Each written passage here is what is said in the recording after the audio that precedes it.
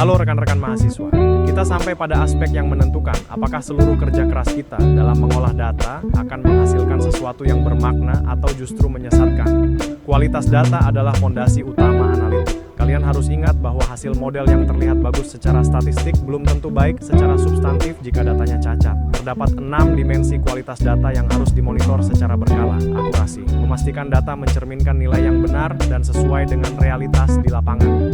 Kelengkapan, menjamin tidak ada nilai yang hilang pada field-field penting dalam dataset. Keunikan, memastikan tidak ada duplikasi entitas agar analisis populasi tetap tepat. Konsistensi, data harus memiliki representasi yang sama meskipun berada di sistem yang berbeda.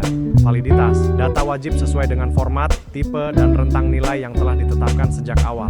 Ketepatan waktu, data harus tersedia dan diperbarui sesuai dengan kebutuhan penggunaan agar tetap relevan. Secara teoritis, menjaga kualitas data adalah bagian inti dari siklus hidup data yang mendukung 4 prinsip utama kita. Data as an asset, kualitas yang terjaga memastikan aset data tetap memiliki nilai strategis dan ekonomi bagi organisasi. Data governance, memerlukan tata kelola yang disiplin untuk memonitor indikator kualitas ini secara rutin. Data quality, prinsip ini menegaskan bahwa model yang baik tidak akan pernah lahir dari data yang buruk. Compliance by design, memastikan akurasi data adalah bentuk kepatuhan terhadap UU PDP, di mana subjek data berhak atas kebenaran informasi mereka. Mari kita pastikan setiap data yang kita olah memenuhi standar kualitas tertinggi sebelum digunakan untuk pengambilan keputusan. Halo rekan-rekan mahasiswa, satu hal yang sering kali luput dari perhatian teknis namun berdampak besar secara etika adalah bias data. Bias terjadi saat data yang kita miliki tidak merepresentasikan realitas secara adil. Misalnya, jika data pinjaman hanya banyak diambil dari wilayah urban atau data kesehatan hanya terkumpul dari rumah sakit besar di kota, maka kondisi masyarakat di pedesaan tidak akan terwakili. Jika dataset yang timpang seperti ini digunakan untuk melatih model AI, hasilnya akan cenderung berat sebelah dan tidak akurat bagi populasi tertentu. Sumber bias ini bisa bermacam-macam, mulai dari desain formulir yang tidak inklusif, proses sampling yang tidak representatif, hingga sejarah ketidaksetaraan yang memang sudah ada di masyarakat. Oleh karena itu, evaluasi bias harus menjadi bagian tak terpisahkan dari siklus hidup data sebelum data tersebut digunakan secara luas, terutama untuk model yang berdampak langsung pada kebijakan publik. Hal ini sangat berkaitan erat dengan 4 prinsip utama kita. Data as an asset. Data yang bias akan mengurangi nilai strategis aset tersebut karena menghasilkan kesimpulan yang salah. Data governance.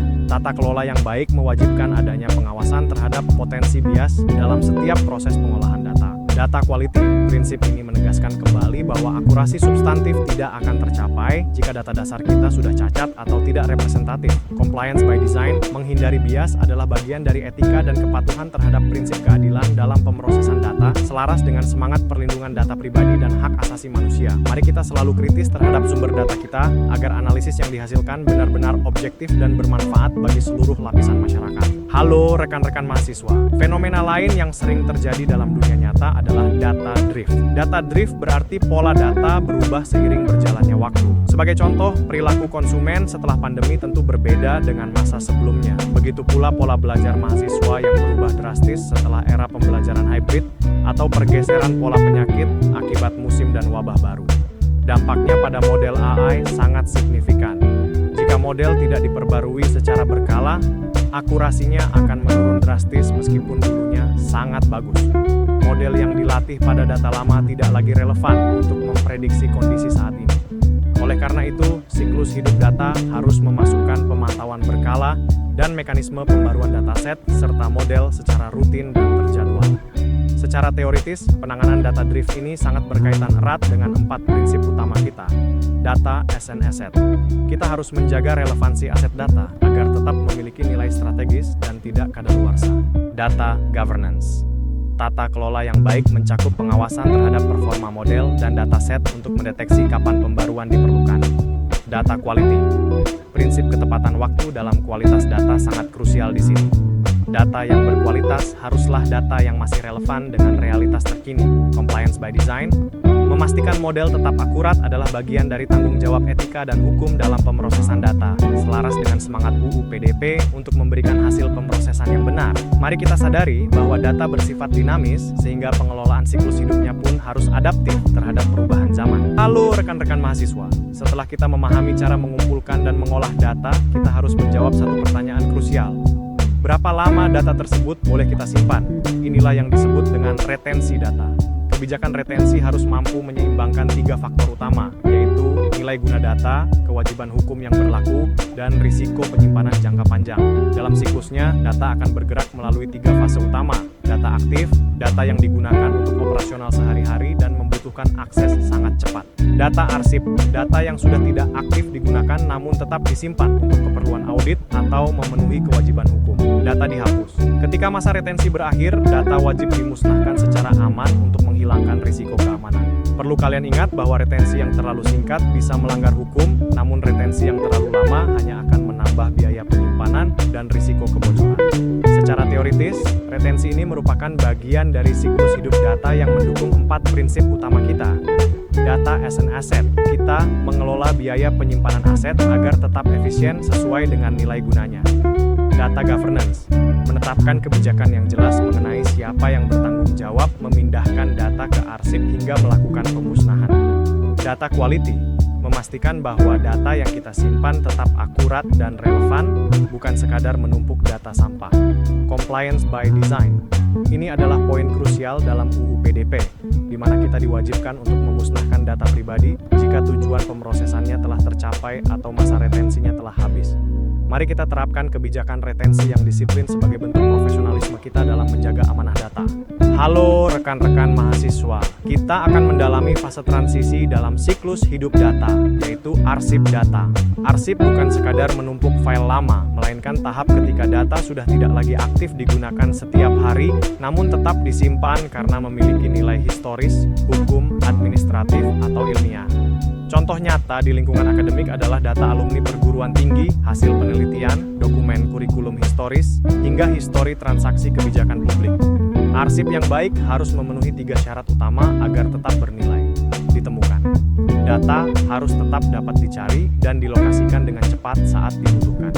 Dipahami, harus memiliki metadata dan konteks yang cukup agar pengguna di masa depan mengerti makna data tersebut. Dijaga keasliannya, integritas data wajib dijaga agar tetap asli dan tidak berubah dari waktu ke waktu. Secara teoritis, pengarsipan ini merupakan bagian integral dari siklus hidup data yang mendukung 4 prinsip utama kita. Data as an asset, kita menjaga nilai jangka panjang aset data sebagai memori organisasi yang terkelola. Data governance, memerlukan kebijakan tata kelola yang jelas mengenai siapa yang berwenang mengakses arsip dan bagaimana prosedur pemindahannya. Data quality, meskipun bersifat statis, arsip tetap harus memiliki kualitas tinggi karena akan menjadi rujukan audit atau riset di masa depan. Compliance by design, pengarsipan yang terstruktur memastikan organisasi patuh pada regulasi, seperti UU PDP atau aturan kearsipan nasional dengan menjaga keamanan data sensitif selama masa simpannya.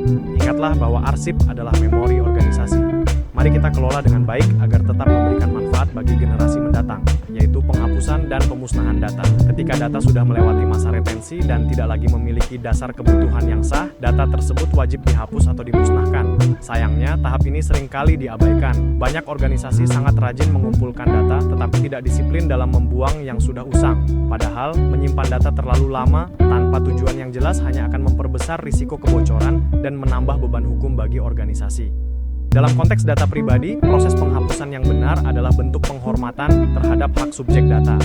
Hal ini selaras dengan hak untuk dilupakan atau right to be forgotten yang diakui secara tegas dalam UU PDP di Indonesia. Secara teoritis, tahap pemusnahan ini melengkapi siklus hidup data dan mendukung 4 prinsip utama kita. Data as an asset, kita mengelola efisiensi biaya penyimpanan aset dengan memusnahkan data yang sudah tidak memiliki nilai strategis lagi. Data governance, memerlukan kebijakan tata kelola yang ketat untuk menjamin bahwa pemusnahan dilakukan secara tuntas dan terdokumentasi. Data quality, dengan memusnahkan data usang, kita menjaga agar sistem hanya berisi data yang relevan dan akurat. Compliance by design, ini adalah bukti nyata kepatuhan organisasi terhadap hukum, di mana keamanan data tetap dijaga hingga titik terakhir keberadaannya. Mari kita pastikan bahwa setiap data yang kita kelola memiliki akhir hidup yang aman dan bertanggung jawab. Dengan menutup siklus ini secara disiplin, kita menunjukkan profesionalisme dalam menjaga integritas ekosistem data nasional.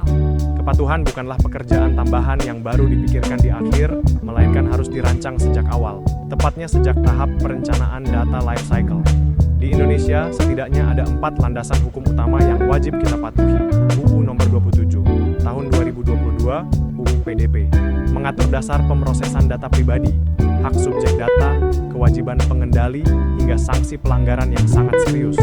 PP Nomor 71, Tahun 2019, PSTE, menjadi landasan operasional bagi setiap penyelenggaraan sistem dan transaksi elektronik di Indonesia. Perpres Nomor 39 Tahun 2019, Satu Data Indonesia, memberikan kerangka tata kelola agar data pemerintah menjadi akurat, mutakhir, terpadu, dan dapat dibagi pakaikan. Permenkes 24/2022 mengatur standar pengelolaan data kesehatan melalui rekam medis elektronik di seluruh fasilitas pelayanan kesehatan. Secara teoritis, kepatuhan hukum ini adalah perwujudan dari 4 prinsip utama kita. Data as an asset, melindungi aset data organisasi dari risiko hukum dan denda yang dapat merusak nilai ekonomi institusi. Data governance, memastikan tata kelola data memiliki dasar hukum yang kuat dan akuntabel. Data quality, menjamin akurasi dan kemutahiran data sebagaimana diamanatkan oleh regulasi Satu Data Indonesia. Compliance by design, prinsip inti yang menekankan bahwa aspek legalitas dan pelindungan data pribadi harus menyatu dalam setiap tahap siklus hidup data. Mari kita pastikan setiap sistem yang kita rancang dan kelola tidak hanya unggul secara teknis, tetapi juga tegak secara hukum. Dengan kepatuhan yang disiplin, kita ikut membangun ekosistem data nasional yang terpercaya dan bermartabat.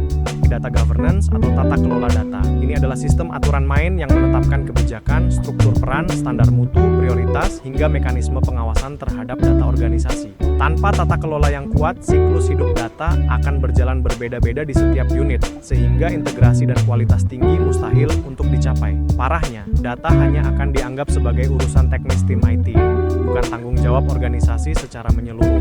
Dengan tata kelola yang baik, kita akan memiliki kebijakan data yang jelas dan konsisten di seluruh lini, struktur peran yang terdefinisi, sehingga setiap orang tahu tanggung jawabnya terhadap data, standar mutu yang terukur agar data selalu layak untuk dianalisis, mekanisme pengawasan yang efektif untuk mencegah penyimpangan, tanggung jawab kolektif di mana data menjadi aset yang dijaga oleh seluruh anggota organisasi. Secara teoritis, tata kelola ini adalah pengikat dari 4 prinsip utama kita. Data as an asset, memastikan aset data dikelola secara profesional untuk memberikan nilai maksimal.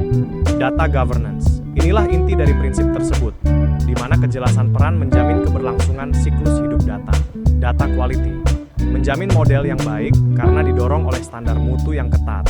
Compliance by design, memastikan setiap aturan tata kelola selaras dengan regulasi seperti UU PDP sejak awal perancangan sistem. Ingatlah, data yang hebat dimulai dari tata kelola yang disiplin. Mari kita jadikan data governance sebagai budaya kerja dalam mengelola informasi di era digital ini. Halo rekan-rekan mahasiswa, dalam struktur tata kelola data yang matang, kita perlu mengenal peran vital bernama data owner. Data owner adalah pihak yang bertanggung jawab secara substantif atas domain data tertentu. Berbeda dengan tim IT yang mengelola infrastruktur, data owner adalah mereka yang memahami arti data, kebutuhan bisnisnya, hingga tingkat sensitivitasnya.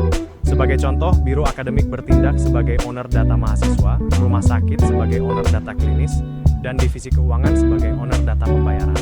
Tanggung jawab seorang data owner sangat strategis, meliputi menetapkan arah penggunaan data agar selaras dengan tujuan organisasi, menentukan standar kualitas minimum yang harus dipenuhi oleh dataset tersebut, menetapkan batas akses yang diizinkan, memastikan hanya pihak berwenang yang dapat menggunakan data sensitif, memastikan kepatuhan terhadap regulasi, menjadi garda terdepan dalam akuntabilitas data. Secara teoritis, peran ini merupakan manifestasi dari 4 prinsip utama manajemen siklus hidup data kita. Data as an asset. Data owner memastikan aset data memberikan nilai maksimal dan dikelola dengan biaya yang efisien. Data governance. Inilah inti dari kejelasan peran. Data owner adalah pemegang otoritas dalam aturan main data. Data quality. Mereka bertanggung jawab memastikan model yang baik lahir dari data yang berkualitas tinggi. Compliance by design. Data owner menjamin bahwa setiap proses, mulai dari pengumpulan hingga penghapusan, selaras dengan regulasi seperti UU PDP. Memahami peran ini sangat penting agar kalian dapat berkolaborasi secara efektif dalam sebuah ekosistem data yang profesional. Mari kita hargai otoritas data owner untuk menjaga integritas informasi di institusi kita. Halo rekan-rekan mahasiswa.